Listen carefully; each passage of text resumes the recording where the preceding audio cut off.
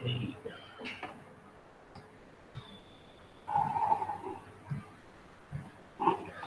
Okay. Yes, good morning, guys. Um, Let us continue the discussion.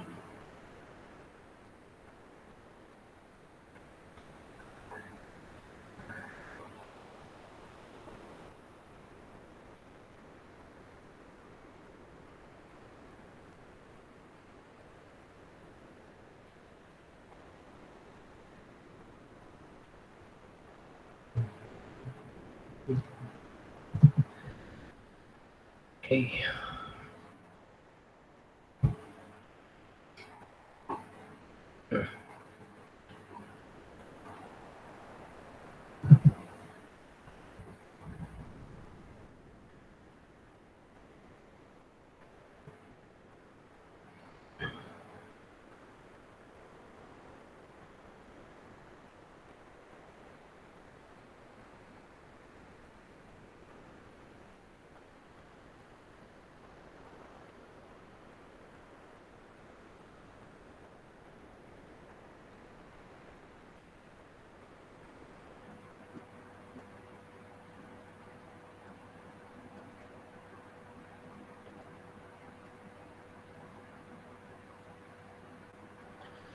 Okay, it's fine. That's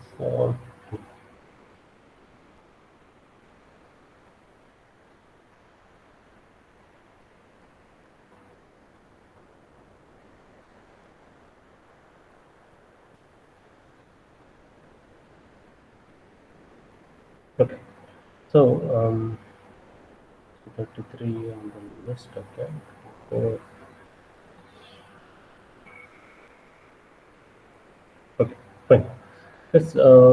Last class we discussed, the um, in the signal generator topics, we discussed the stabilization issues, stabilization factors, okay, and how to further control the amplitude of the output of the oscillator.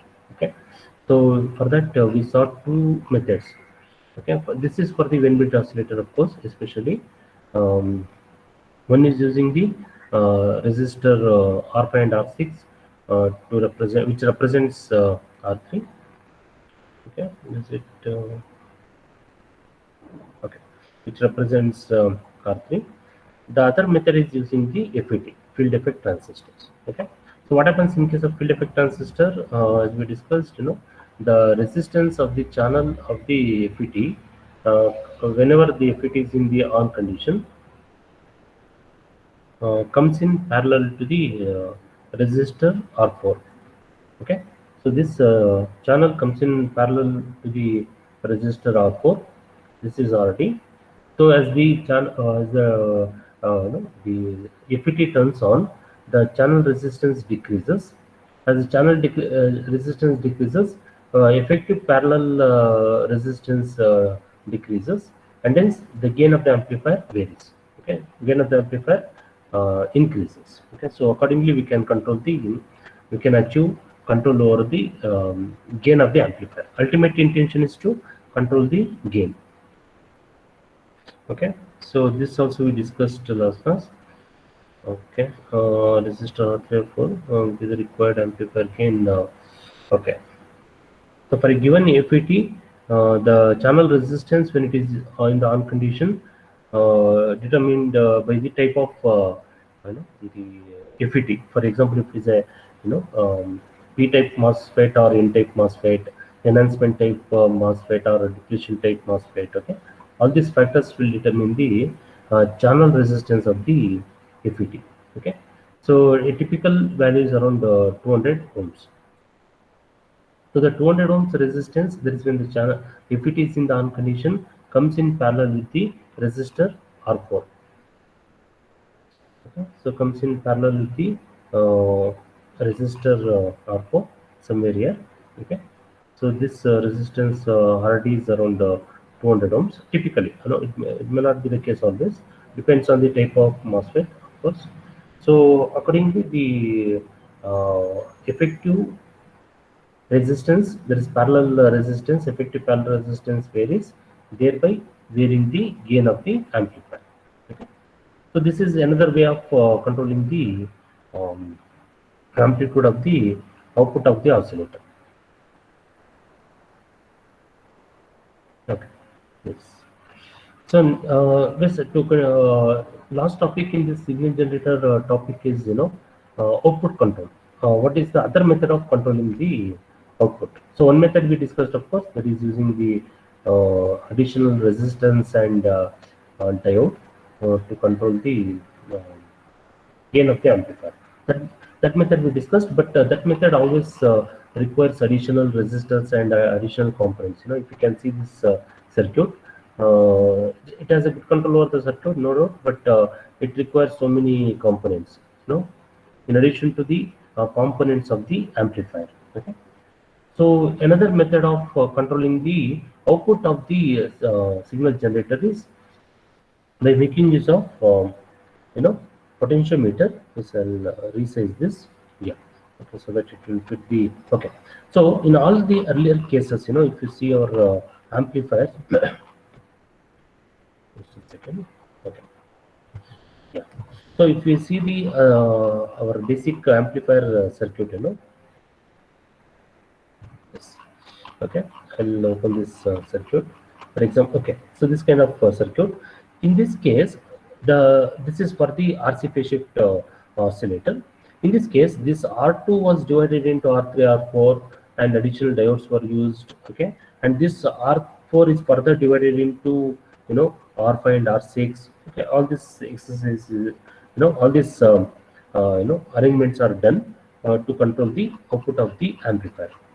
So another simple method is use a potentiometer at the place of a R2 resistance R2, that is feedback resistance, which will determine the gain of the amplifier.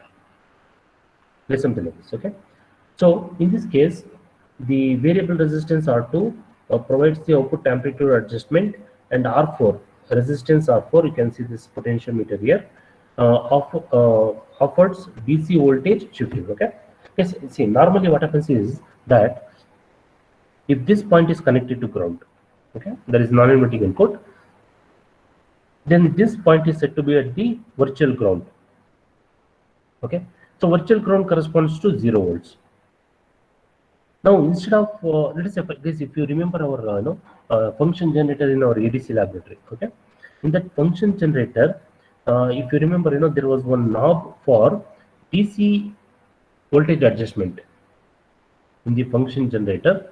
Okay, there was a knob for DC offset. I don't have the pic of the function generator. I'll take a pic of that. It will be very useful to discuss application related to op-amps. Okay, DC offset. What is this DC offset does is, if this is in the off condition, the DC content of AC. So let's say this function generator is used to generate the sinusoidal oscillation, for example.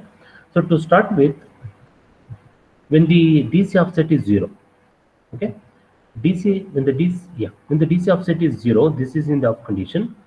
The DC content of output AC will be 0. DC content of output AC will be 0. When this is turned on, or when this is varied, the DC content of this output AC will also vary. It will not be 0. Okay, so that means we are adding DC to AC. We are adding DC to AC. This is known as DC offset voltage. Yes, just like in our in the diode clamping circuit we had seen, in the diode clamping circuit, when AC is added, when DC voltage is added, then the output voltage shifts accordingly. It will shift in the positive direction, or it will shift in the negative direction. Okay. Similarly, here we are adding DC, which will affect the DC position of the voltage, output voltage. Okay. In normal condition, that is in the off condition, the DC voltage is 0. That is average value will be 0. The average value of the output voltage. When this is varied, that is when it is turned on. Depending on the voltage applied, this DC component will vary. Okay, so that's how it is. So thereby, for that DC offset adjustment, additional components are used that we can see here. Okay, So for that additional resistors, there is R3, R4, sorry, R5 and R4 is used. In this case, R4 is a potentiometer. Okay, so across this series resistor network, biasing voltage is applied. Same voltage as it is applied to the, the op amp. Okay, so same voltage is applied to this network. Okay, so why this positive negative voltage is applied? So that this biasing voltage can be made positive as well as it can be made negative. It can be made negative. Okay, so when it is positive, the output voltage will be clamped at the positive level for a positive offset voltage. For a negative offset voltage, output will clamp at the negative voltage. Okay, this is just as a clamping, it's similar to clamping circuit what we discussed in our the diode clamping circuits. Another simple arrangement is using R2 potentiometer instead of using all those additional resistors and diodes. Okay, of course, additional resistor diodes helps in further controlling the voltage. But simple method, to simplify the circuit, potentiometer is used in place of R2. The advantage of this is when the R2 is varied, the voltage gain of the amplifier, since it is a inverting amplifier, the voltage gain is minus R2 by R1. So as R2 is varied, voltage gain is also controlled. Okay, and this capacitor, input capacitor C1 is the coupling capacitor. So this is called as a input coupling capacitor. This we had discussed in our AC amplifiers, input coupling capacitors. So what is this coupling capacitor does? It will help in blocking DC. It will block DC. It will allow only AC. It will block DC and it will allow only AC voltage, so that pure AC signal is applied to the op amps. Okay. At the output also, in fact, it is not shown in this circuit diagram. We can make use of a capacitor C2 at the output of the amplifier, so that only AC content will be allowed from the circuit, and DC contents are blocked. DC content is blocked. Okay, so that's the other possibility. Okay, it is an optional anyway, but in AC, pure AC circuit, better to make use of capacitors. But the disadvantage of this capacitor will be these will affect the lower cutoff frequency F1 and the upper cutoff frequency F2. It is also called as FL and FH. Okay, so that is the other drawback. But anyway, it has its own advantage, especially for AC amplifiers. It is necessary. Okay, yes, the same thing is explained here. Okay, so let us look into the design concept.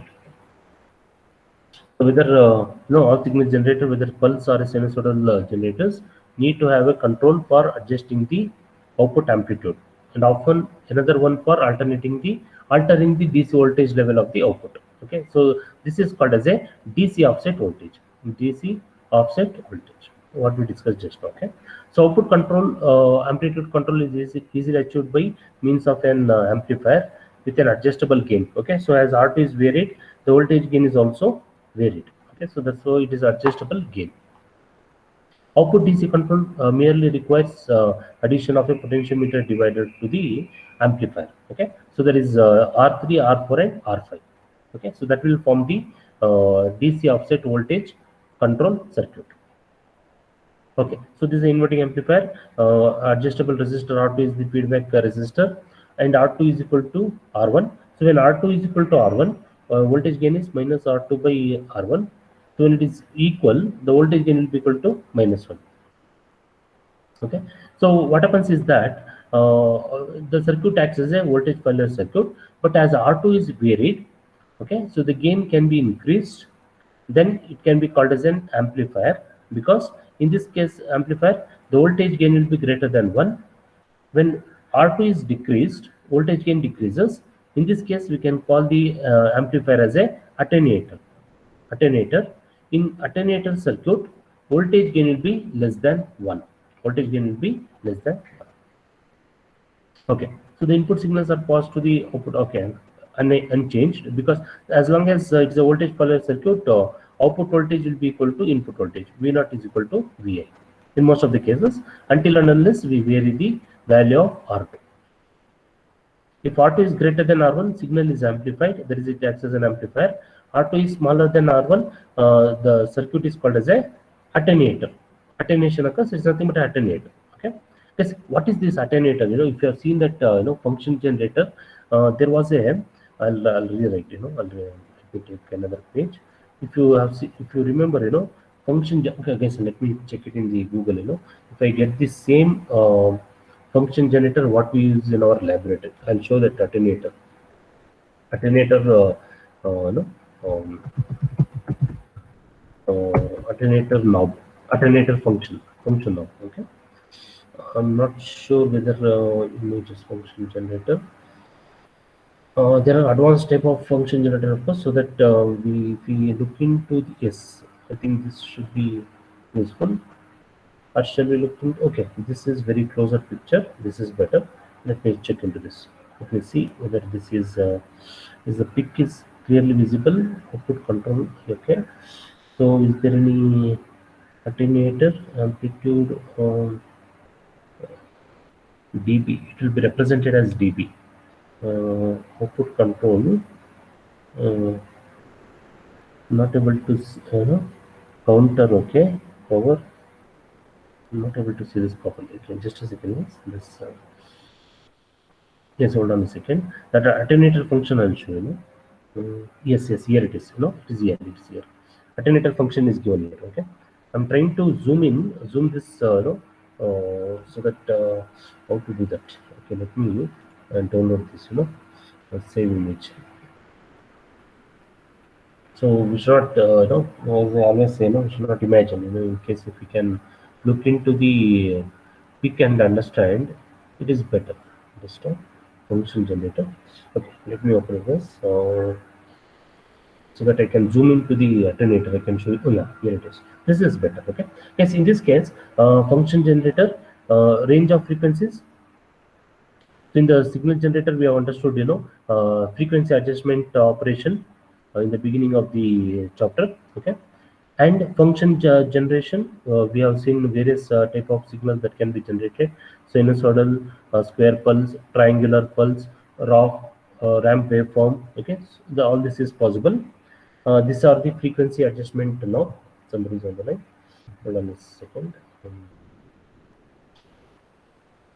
Okay, yeah. So we have a frequency adjustment now, and then comes, of course, there are two adjustment, fine adjustment and coarse adjustment. That's okay. Okay. There's one CMOS level adjustment. Let us not go into that, because CMOS level adjustment, that is for the storage purpose. So let me not go, because we have not seen, we have not come across this kind of signal generator in our laboratory, and else. Okay. What about DC offset? This is what we just now discussed. That is using R3, R4, and R4, R5 resistors, we can control the DC content of the output voltage. DC offset control. Okay. Amplitude or inverter, output can be inverted. That's okay. And next, yes, this, because this is system function. Okay, so this function generator can generate the function. This function generator can also accept the function. That's why you can see this, input function as well as output, terminals. Okay, so here you can see input terminals also. You can feed the external signal to this, you know this function generator. That's why. Okay, that's why we see both the functions. Yes, next is attenuator function. Okay, attenuator function in our circuit, what we discussed just now. In this circuit, as R2 decreases, the circuit acts as a attenuator. Okay, this attenuator function is nothing but this one, guys. You can see this attenuator function here, attenuator. Okay, so there are two levels of it depends on the function generator. In some function generator, you may find more attenuator factor. Okay, so two attenuation factors, 20 dB and 30 dB. Sorry, 40 dB. Okay, 40 dB attenuation. Okay, what is this attenuation indicate? Okay, output voltage is decreased by a factor of 20 dB when this button is pressed. Okay, yes, in all this function generator, the convention is when the button is pressed, upper function is applicable. That's how it is. Okay, of course, in this case there is no other function, but in this case you can see, in these knobs, when it is pressed, the upper function is applicable. When it is released, lower function is applicable. That's how it is. Okay, So when this knob is pressed, that is applicable for that means that will apply 40 dB attenuation. That is output voltage is decreased by a factor of 40 dB. When both are pressed, okay, then it will give a sum of 20 dB plus 40 dB, that is 60 dB attenuation. It will give a total of 60 dB attenuation. Okay, so this is what we mean by attenuation factors. Okay, yeah, of course you must have observed this in our laboratory also, EDC laboratory. Okay, fine, here we go. Yes, so that's about attenuation factor, and C1 is the coupling capacitor, as we discussed, so that no, it blocks DC, and it will allow only AC signal. Okay, output of the signal generating circuit is not passed to the output stage. Okay, that is DC content is not passed to the output stage. It blocks DC. Capacitor basically blocks DC. Okay. Okay, so what are the other important factors? Inverting amplifier, non-inverting amplifier, op-amp is grounded. Okay, okay. Generally, this is what I started with the discussion. Non-inverting amplifier usually grounded. Okay, when it is connected to DC voltage using a resistor R3, R4, and R5, we can control the DC content fed to the non-inverting amplifier. Non-inverting input. Non-inverting input. So thereby we can adjust the DC content. Okay, so with this arrangement, the DC output voltage level can be adjusted above or below ground. Okay, because in this case, if you observe, that is this input capacitor will block the DC from the input stage, but this network will add the DC. This network will add the DC to the circuit. Okay, and hence output will have the DC. Output is not free from DC. Output signal consists of DC, but if we don't want that DC to be fed to another circuit, then we have to use a coupling capacitor C2 at the output stage. We have to make use of coupling capacitor C2 at the output stage. It depends on the requirement base. It depends on whether we are using the amplifier as a AC amplifier or a DC amplifier. Okay, so that's what it means. So with this, okay, yeah. So DC output voltage can be adjusted, okay, above or below ground. So inverting amplifier component values are calculated in the usual way.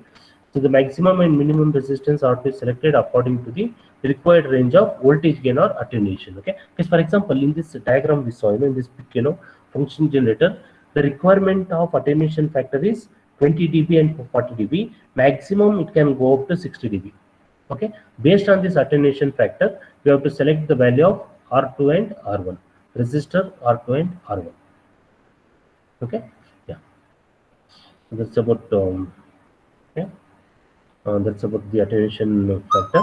So for a sinusoidal signal, another important selection criteria is for sinusoidal signal, impedance of the capacitor C1 should match the smaller resistance in series with it. That is, in this case, R1 is in series with it, smaller than R1 at the lowest operating frequency. Okay, fine. Yes, what does it mean is, whenever we select a the coupling capacitor, we have to make sure that the impedance of this coupling capacitor, for example, is the C1 as a impedance of XC1. What is XC1 is? XC1 is equal to 1 by 2 pi, okay, F C1. Very simple. Okay, so from this expression, what we understand is, as frequency increases, impedance of the capacitor decreases. Impedance of the capacitor, very simple. That's quite obvious from the expression. Okay, now this impedance of the capacitance selection should be such that XC1 should be less than the series resistance with it. In our circuit, the series resistance is R1. Okay, let us say, for example, by what factor? The question here is lesser by R1, fine. By what factor? Okay, XC1 should be at least 1/10 of R1. It should be at least 1/10 of R1. Okay, then this XC1 capacitor will not affect, not XC1 capacitor, that the capacitor C1 will not affect the operation of the op-amp whenever the input voltage is sinusoidal signal. Whenever the input voltage is sinusoidal. Maybe when we can apply some other square pulse, then this factor may not affect much. But this this impedance factor may not affect much. But especially when sinusoidal signal is being applied as an input, we have to make sure that impedance of the capacitance, coupling capacitor, should be smaller than the series resistance with it by at least some one tenth factor, so that it will not affect the frequency of operation of the circuit. Okay, fine. This concept is not discussed in this textbook. It is discussed in the the David Abel book. This is Ramakant Gaikwad textbook pages. So that's why you may not find that discussion here. This is for your information. Okay, yeah. So okay, fine. That's okay. So especially at the lowest operating frequency, why? Because at the lowest operating frequency, this capacitor tends to distort the input signal. So as we discussed just now, whenever the input signal is a sinusoidal signal, this capacitor tend to distort this sinusoidal signal, and hence we have to make sure that the impedance is very small. Okay, so smaller the impedance, it can allow the signal to pass through it, especially since the capacitor acts as a DC block circuit or it acts as a AC short. You should allow the smallest frequency to pass through it. Okay, for the capacitor to pass the smallest frequency, impedance should be much smaller. If the impedance is very large, then it will block the low frequency signal. It will block the low frequency signal. Okay, see, what is our the ultimate intention is, whenever we make use of an amplifier. Yes, for example, if you look into this amplifier, function generator, what is the lowest frequency we can generate using this function generator? Guys, if you can see this knob, this indicates whether the frequency is in terms of hertz or in terms of kilohertz. Very simple, just an indicator. Okay, if you see the frequency range, it starts with 1 hertz. Least is 1 hertz. It cannot be 0. Why? Because if it is 0 hertz, it will become a DC. It will become DC. Function generator should allow. So typically, when you take a function generator, this is the frequency range. The function generator should allow the signal from in the range of 0 hertz to infinite hertz. Infinite hertz. 0 hertz corresponds to DC. Infinite hertz, as on today, it is impossible. Okay, so thereby somewhere between that, for example, let us say from 1 hertz to some megahertz, for example, at least, for example, if you see this diagram, it can allow up to 1 megahertz, maximum of 1 megahertz. Okay, so that's all. Okay, so thereby that will be the range of the frequency generated by the function generator. Okay, so this will be the range of frequency generated by the function generator. Okay, more this frequency, better is the function generator. Because we can apply the signal from low frequency to very high frequency signal. That's all it is. Okay, so that is the meaning of this point. That is, the selection of C1 will affect the lowest frequency that can be operated by the operational amplifiers. Okay, so C1 must be calculated to give maximum acceptable tilt on the longest output pulse. This, as I said, this point I'll explain like this. All this discussion is not in this textbook, because this is the reference book. Okay, so whenever we apply the sinusoidal signal to a capacitor, what will happen is, lowest maximum acceptable tilt in the. Okay, fine. Now the output of the op amp. I'll open. Okay, so this let's say this is an amplifier circuit. Let me write the amplifier circuit. Okay, this is the amplifier circuit using op amp amplifier circuit. At the input there is a capacitor. Okay, at the output we get a, let's say for example, square pulse. For example, other output is oscillating. Okay, this capacitor will vary the shape of the output voltage. Why? Because input voltage is sinusoidal signal, and so this sinusoidal signal is slightly affected because of the capacitor, and then because of this, the output voltage will not be like this. It will be something like this. Output voltage will always be tilted, slightly tilted voltage. We get a tilted voltage like this because of the what is known as coupling. Because of what is known as coupling capacitance. Okay. So this factor should be kept in mind while selecting the value of the capacitor C1. Okay. Okay. So C1 must be calculated to give maximum acceptable tilt on the center of the R4 and desired output voltage extremes at each end of the R4. Why? Because yes, in this case R4 is the resistance which will affect the vary the DC content of the voltage applied to the non-inverting input terminal. Okay, so thereby when R4 is varied to the extremes, there is a possibility that output voltage is tilted. So and hence C1 selection should be such that the maximum variation of R4 should not generate any tilt in the output voltage. That factor is important for the selection of the capacitor. Okay. Oh, that is okay. So op-amp should have a frequency range higher than the highest frequency. Okay, that's fine, guys. Guys, what does it mean is we have to select the, for example, let us say in this function generator, the range of signal generated is in terms of megahertz. Okay, megahertz. Okay, this function generator definitely has a op-amp inside this. This op-amp should be able to generate frequency at much larger than the requirement of the function generator. For example, the expectation frequency to be generated by the function generator, if it is in terms of, let us say 1 megahertz, for example, this op-amp should have a cutoff frequency more than 1 megahertz, Okay, then only we can achieve 1 megahertz clock frequency at the output of the function generator.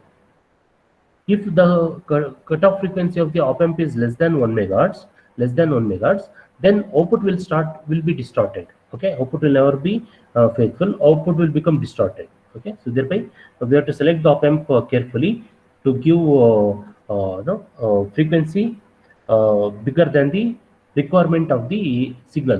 Required frequency of the output signal. Okay, also it should be compensated. As I said, I'll not discuss compensation. Okay, because that's not part of the course, because there is a lot of discussion into that. R2 is adjusted. Okay, fine. Okay, zero resistance. The circuit has a feedback resistance, characteristics of a voltage follower. Okay, for pulse signals, the slew rate of the op-amp should be such that output. Okay, last point is slew rate of the op-amp should be such that the output rise time does not exceed 10% of the shortest output pulse width.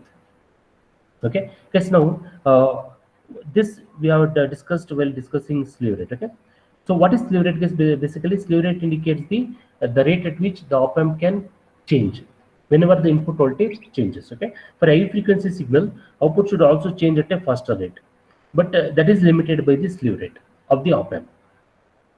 So thereby this slew rate should be such that the output rise time does not exceed 10% of the shortest output pulse. Okay, that means to say that output pulse width, let's say for example, okay, some pulse width, guys, I'll take one example. This is the pulse width, for example. Okay, let us call it as T, for example. Okay, so the output rise time, what is the rise time, guys? So this has some rise time. Sorry, let me write like this. Output, see, for example, output is a square pulse, but it will not it will not be a pure square pulse like this. It will have a rise time. Can use the other color. It will have a what is known as a rise time. Similarly, it will have a fall time. Okay, so this duration is TR. Rise time of the op-amp. This duration is the TF, fall time of the op-amp. Okay, fall time of the op-amp. Okay, this TR should be very much smaller than the time period of the pulse. Definitely, because see, the rise time is bigger than the pulse width. It doesn't make sense. There is no usage of such op-amps. Op-amp becomes useless. Okay, so rise time should be very, very small. Ideally, this should be 0. This rise time should be instantaneous. This pulse should rise instantaneously. Practically not possible. Okay, so and hence we expect a rise time to be very much smaller than the pulse width of the output voltage. Okay, that's about the output control using the resistor R2. Okay, let's look into this. Okay, let's quickly look into the design. It doesn't take much time. Okay, so signal generator output stage. Okay, designed offered to output amplitude adjustment from plus or minus 0.1 volts to plus or minus 5 volts. Okay, so output should generate a voltage in the range of plus or minus 0.1 volts to plus or minus 5 volts. That is both the positive and negative voltage. And the DC voltage level control over a range of plus or minus to 5 volts. Okay, that means DC content, DC input for this non-inverting non-inverting input should be plus or minus 2.5 volts. That should be the DC offset voltage applied to the function generator or signal generator. Okay, so next point is okay, the signal applied to the output stage has a plus or minus 1 volt amplitude and frequency range of 50 Hz to 20 kHz. So function generator should generate a frequency in the range of plus or minus 50 Hz to 20 kHz. So we have to use make use of a bipolar op amp. Let's for example 741 op amp, which is a bipolar op amp with a supply voltage of plus or minus 50 volts. Okay, determine the suitable components, values of the suitable components. Okay, fine. Okay, so to start with the same condition. Okay, what is the condition is? So there are two currents flowing in the circuit.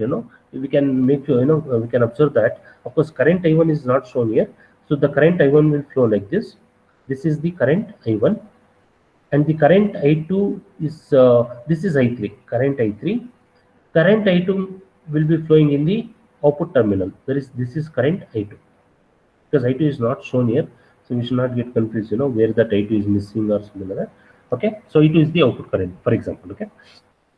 Now what will happen is this current I1, which flows in the circuit, is such that this current I1 is very much larger than the maximum base current flowing into the op amp. This we had discussed. For example, if IB max is for example, it is a 500 nanoamperes for a 741 op amp. For a 741 op amp, this I1 should be much larger than 500 nanoamperes. Okay, why? Because if I1 is selected very small, these resistor values will become very, very large. Okay, larger the resistor value, we know that the power dissipation of the circuit increases. So we have to select this current to be very, very large. Okay, so with that assumption, okay, so first current I1 is selected. I1 is greater than IB max. So I1 is 100 times 500 nanoamperes, which gives 50 microamperes. So resistor R1, how to select resistor R1 is in this input resistor R1 is very simple. The input voltage appears across resistor R1. This is Vi. The current flowing through this resistor R1 is I1. Okay, R is equal to V by I. Very simple. Okay, so from that we get the value of R1. R1 is Vi divided by I1. That is 1 volt, because the input voltage is 1 volt, and the I1 is 50 microamperes. It gives around 20 kilo ohms. Okay, now how to select the standard resistance? Same assumption. The resistor should always be generally lesser than the calculated value. For a 5% tolerance, the value of the resistance is 20 kilo ohms. Okay, so if you see this 20 kilo ohms, there are two okay, so just a second. So there are 20 kilo ohms is the calculated value. In fact, if you can observe, 20 kilo ohm is a standard resistance. 20 kilo ohm is a standard resistance.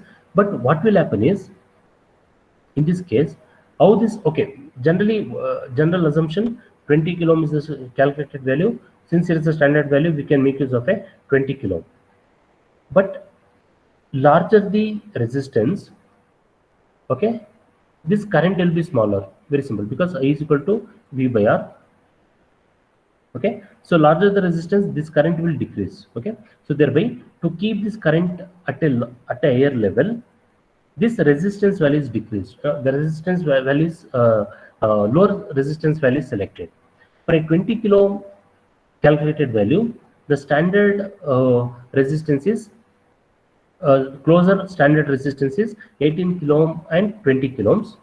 Okay, and of course 22 kilo ohms. 22 kilo ohms, it is even definitely not recommended for a resistance, and hence we go for a what is known as a 18 kilo ohms. We go for 18 kilo ohms. Because it just say again, how do we know that we should always go for a we have to take such a decision for the selection of resistor and a capacitor.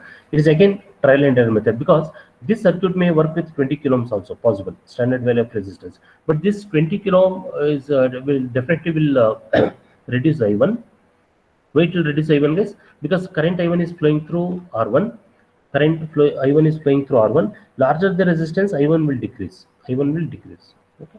We can't afford to have a lesser value of I1, and hence the lesser value of R1 is selected. R2. So for R2, if you can consider the condition of R2, voltage across R2 is the output voltage. That is, if you consider this point to this point, between these 2 points, voltage across R2 is V0, and the current flowing through R2 is I1. Current flowing through R2 is I1. Okay. So considering this, we can design the value of R2. Okay. Now for R2 maximum, okay, because it is a potentiometer, since it is a potentiometer, we have to consider the maximum value of R2, which depends on the maximum value of the output voltage. Output voltage is expected to vary from plus or minus 0.1 volts to plus or minus 5 volts. Plus or minus 5 volts. So unless we have to select maximum voltage, that is plus 5 volts. Plus or minus, it doesn't matter. Magnitude is important. At this stage, the magnitude is important. So 5 volts, okay, into R1. Why? Because the input resistance, if you consider the voltage across the R2, the factors which affects is this is the ratio of resistance. In fact, this is the voltage gain V0 by VIC. It is something else. AV is equal to minus R2 by R1. Correct? What is AV? It is nothing but V0 by VI. Very simple. Okay. Using this formula, this R2 can be found out. R2 is calculated as 90 kilo ohms, because we are expecting the output voltage to be maximum, and hence R2 maximum is 90 kilo ohms. Okay. So now, what is the minimum value of R2? Because since it's a potentiometer, we should select the potentiometer very close to the required range. So minimum value gives 1.8 kilo ohms. Okay, fine. Which one to select? Which potentiometer to select? Because if you see the potentiometers, there is a potentiometer even at the mega ohm range. Okay, we should not select a very maximum resistance, maximum potentiometer, because that will have the very lesser flexibility of varying the resistance. Okay, and hence we have to select appropriate potentiometer. So the recommended potentiometer value is 100 kilo ohms. Okay. Why 100 kilo ohms is because 100 kilo ohm can give a value of 90 kilo ohms. Okay, and this 100 kilo ohm potentiometer, this minimum value is 1.8 kilo ohms, and hence two resistors are used. One is the maximum 100 kilo ohm potentiometer to get a value of 90. Why? Because 90 kilo ohm is because if you see the standard potentiometers, the lower the range is 50 kilo ohm potentiometer or 100 kilo ohm potentiometer. 50 is not sufficient, and hence we go for a 100 kilo ohm potentiometer. Now, okay, when the output voltage should be very small, that is when the output voltage should be plus or minus 0.1 volts, then this R2 should be minimum. R2 should be minimum. Okay, for the R2 to be minimum, then we can reduce the R2. Of course, we can reduce R2 to 0. But when we reduce R2 to 0, what will happen is voltage gain becomes 0. Voltage gain becomes 0. Output voltage will become 0. We don't want output voltage to be 0, and hence two resistors are used. One is a potentiometer of 100 kilo ohm, which is used along with the standard fixed resistor of 1.8 kilo ohm resistance. If you see the standard value of resistance in kilo ohm range, 1.8 happens to be a standard resistor value, and hence 1.8 kilo ohm is used in series with the 100 kilo ohm potentiometer. Okay, just a second. I think I have not taken the screenshot. Just hold on a second to check the attendance status. I don't know, I think I have not taken. Just a second. Just a second. Okay, here we go. So, okay, so that's about selection of R2. So we have to make use of two resistors. One is the potentiometer, the other is the fixed value of resistance. Okay, what if this was not a fixed resistance? We have to select a lesser value of resistor, lesser standard value of resistor. Okay, fine. Now selection of R3, R4 and R5 resistors. Okay, so for that we have to consider the current I3. Okay, same condition. This current I3 will flow through the non-inverting input terminal. If you see this, this is the path for the current I3. This is the path for the current I3. Okay, same condition. I3 should be larger than the maximum base current that flows into the input terminal of a op amp. Okay, so considering the same condition, we can select the value of I3 as equal to 50 microamperes. Same condition is, as we discussed for the current I1. What is R4? For R4, let's observe this voltage across R4. Okay, VR4. There is this voltage across R4 is VR4 divided by I3. That will give the value of R4. That will give the value of R4. Very simple. Okay. Yes. So R4 is okay. VR4 divided by I3. It will give 100 coulombs, which happens to be a standard potentiometer value, because just now we saw under potentiometer 100 coulomb is a standard potentiometer value, and R4 is expected to be a potentiometer because we should be able to vary. Okay. What about R3? It is nothing similar, because say it is a series network. There is no ambiguity. There is no problem. Okay. So R3 is VR3 divided by I3. What should be VR3 now? Okay, because now what is the range of DC offset voltage? The DC offset voltage should be 5 volts plus or minus 2.5 volts. Sorry, not plus or minus 2.5 volts. It is plus 2.5 volts. Yes, let me look into the question. The DC offset voltage should be plus or minus 2.5. Sorry, yeah. So DC offset voltage should be plus or minus 2.5 volts. So thereby this plus or minus 2.5 volts, okay, should be the maximum DC offset voltage. So in this network, R3 is connected to VCC. R3 is connected to VCC, and then this positive, there is plus 2.5 volts should appear across R3, and minus 2.5 volts should appear across R5, depending on the variation of the resistor R4. Depending on the variation of the position of R4, we should get the this required maximum DC offset voltage across R3 and R5. So accordingly, R3 value should be VR3 divided by I3. Okay, so for VR3, the voltage is, of course, what say if you consider R3, one end is plus 15 volts. This is R3, okay, and the other end should be 2.5 volts. Why? Because this junction gets something like this. This is R4 and this is R5, and this is minus 15 volts. Okay, so depending on the position of R4, 2.5 volts is applied to the op amp, or minus 2.45 volts is applied to the op amp. Okay, that is from the potentiometer.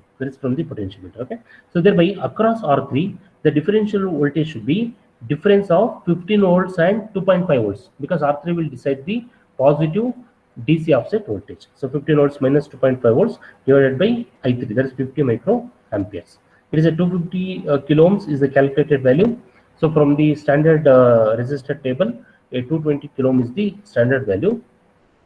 Why 220 kiloohm is the selected? Why lower value selected? Let us look into that also. 250 kiloohm, no? So standard value is 250 kiloohms. Let us look into the standard closer resistor value. 250 kiloohms, somewhere here. 250 kilo ohms. Okay. So lower standard value is this is 250. Sorry, this is 250 kiloohms. Okay. So standard lesser than standard value is 220 kiloohm to give larger output adjustment. Okay, fine. So the lesser standard value is actually 240 kiloohms and 270 kiloohms. Okay, so this idea is very simple. Same understanding, same basic concept.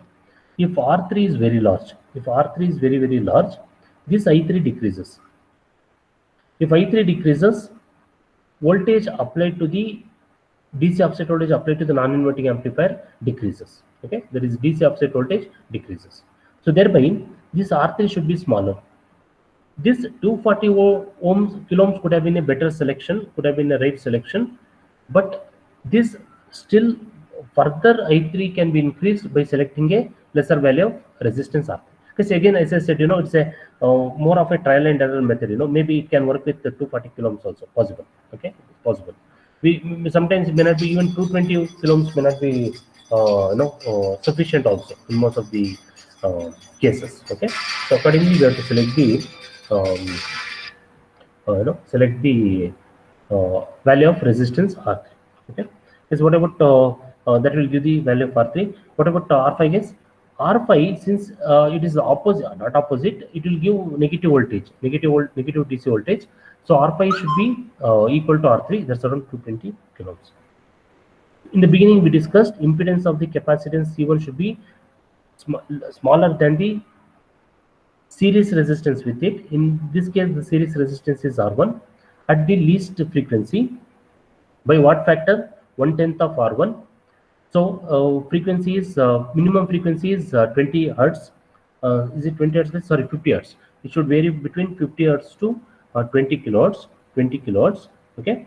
So at the least frequency, we have to find out the value of C1 using the impedance value of the capacitance. Okay. So from this expression, so XC1 is equal to 1 by 2 pi F1 F minimum C1. Okay, using this formula and R1. Sorry, no, not R1. This is the expression for XC1. Using this formula, we can find out the value of C1. So from this expression, C1 is around 1.8 microfarads. If you see the capacitor value, standard capacitor value, 1.8 microfarad happens to be the 1.8. No, yeah, 1.8 microfarad happens to be the standard capacitor value. That's how it is. Okay, so that will give the value of capacitance. Okay, yes, fine. That's how it is. So that's how we can design the variable output, amplitude stabilization or output signal control. Okay, fine. Yes, that will complete the signal generator concept. In fact, I had a plan to start this comparator. Not possible. So we'll discuss this in the somewhere in the next class. Okay, so in the next class we'll start discussing about the we'll start the discussion with the comparators. Yes, okay. Yes, thank you. Thanks for joining. Okay. See you in the next class. Take care. Bye. Bye. Bye.